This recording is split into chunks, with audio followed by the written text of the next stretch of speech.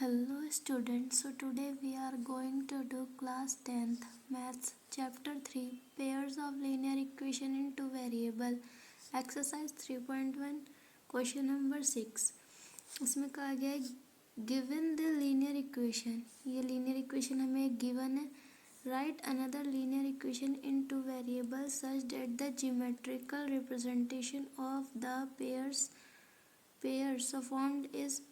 सबसे ये जो कंडीशंस दी गई है इसमें क्वेश्चन में तीन कंडीशन दी गई है, इंटरसेक्टिंग, पैरेलल और कोइंसिडेंस वाली। तो उनके हिसाब से हमें एक और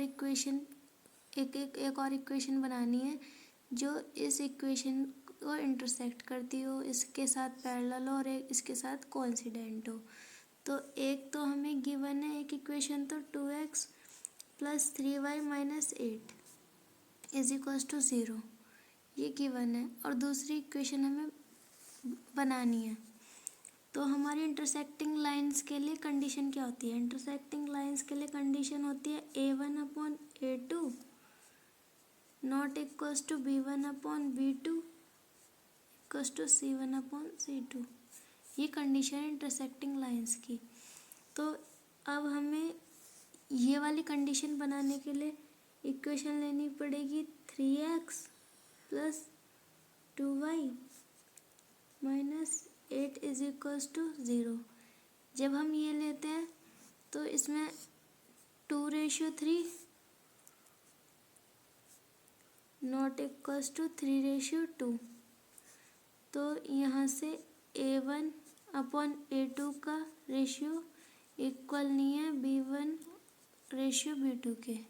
सो ये इंटरसेक्टिंग लाइंस का हो गया पार्ट। अब इसका नेक्स्ट पार्ट करेंगे। अब ये नेक्स्ट पार्ट में पैरेलल लाइंस के लिए करना है। पैरेलल लाइंस की कंडीशन क्या होती है? पैरेलल लाइन की कंडीशन होती है a1/a2 = b1/b2 ≠ c1/c2। ये पैरेलल लाइन की कंडीशन होती है। पहली इक्वेशन तो हमें गिवन है 2x + 3y - 8 = 0। अब हमें दूसरी इक्वेशन बनाने के लिए इसमें ही हम किसी भी नंबर की मल्टीप्लाई कर देते हैं बस इन दो डिजिट में, क्योंकि हमें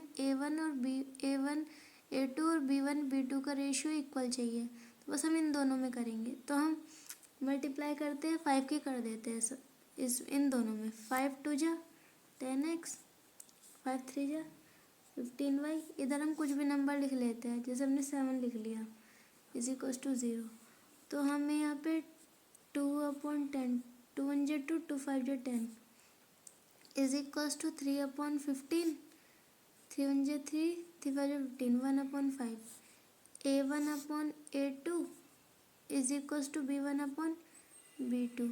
और इनका रेशियो देखेंगे सी वालों का, तो -8 में -7 आ रहा है, माइनस कैंसिल आउट, और 8 और 7 आ रहा है जो कि इन दोनों के इक्वल नहीं है। सो ≠ c1/c2। ये कंडीशन हो गई पैरेलल लाइंस की। अब नेक्स्ट पार्ट करेंगे इसका। अब इसका थर्ड पार्ट और लास्ट पार्ट है इस क्वेश्चन का। इसमें करना है कोइंसिडेंट लाइंस के लिए। इसकी कंडीशन होती है a1/a2 = b1/b2 = c1/c2। इसमें तीनों रेशियो एक दूसरे के इक्वल होने चाहिए।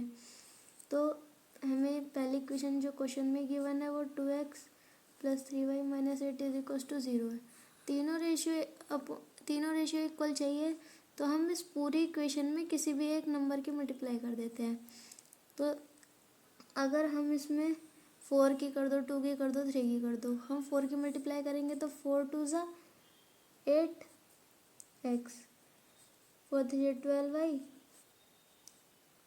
4 8 = 32 = 0। ये इक्वेशन हो गई हमारी दूसरी। अब हम देख लेते हैं 2/8, 2 1 = 2, 2 4 = 8 = 3/12, 3 1 = 3, 3 4 = 12 = 8/32। 8 1 = 8, 8 4 = 32।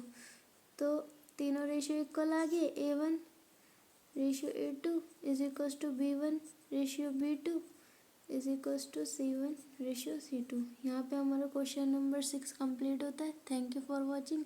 वीडियो अच्छी लगी हो तो लाइक करें, सब्सक्राइब करें, कमेंट करें। Thank you.